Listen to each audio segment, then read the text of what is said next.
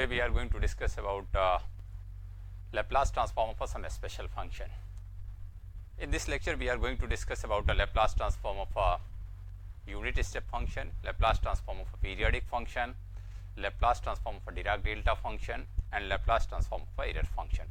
One by one we discuss about these function, means how we define these, function, and what is the meaning of these function, and how we find the Laplace transform of these function. So first we discuss about Laplace transform for unit function. So Laplace transform for unit function. So first we discuss about Laplace transform of a unit step function. So first thing, what is the unit step function and how we define the unit step function. So notation for the unit step function.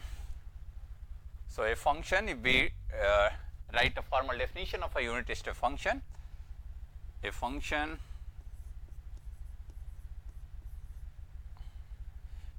I will write like this one, unit step function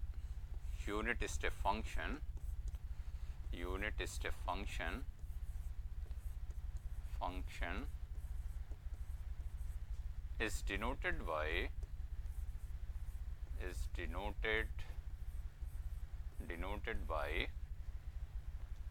UAT. This one is a standard notation of a unit step function, and defined as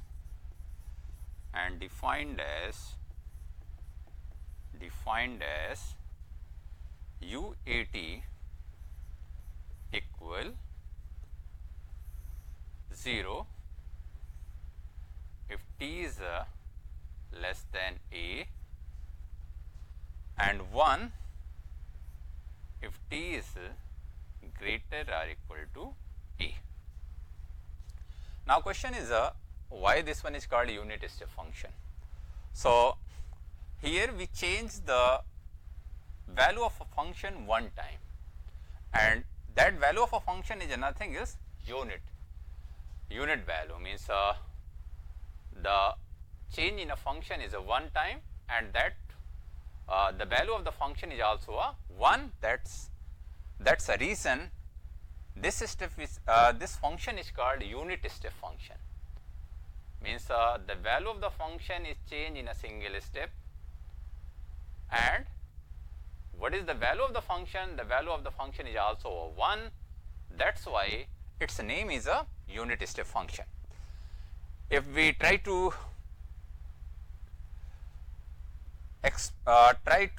explain, try to draw this function graphically, then what is the behavior of a function that we able to show graphically? Graphically we can show this function. Suppose this one is a t and this is a UAT.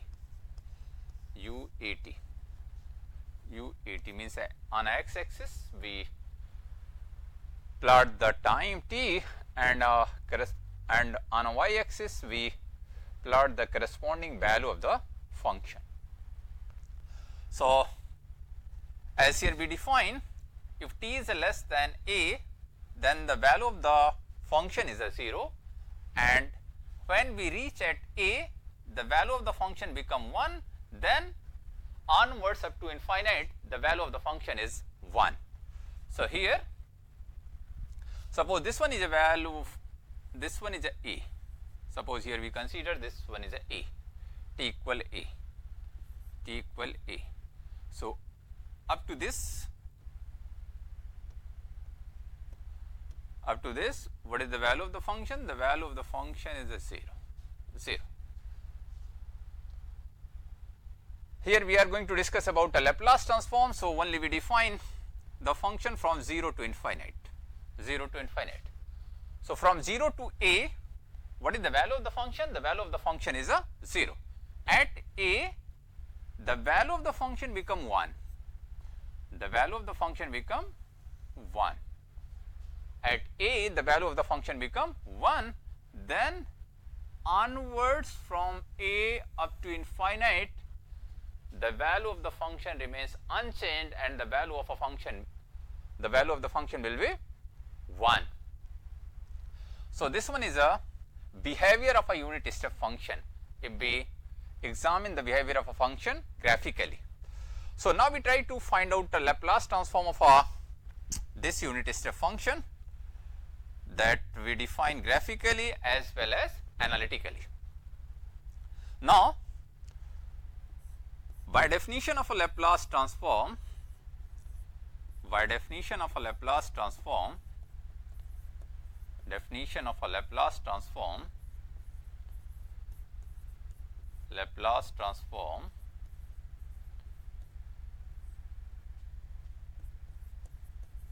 by definition of a Laplace transform for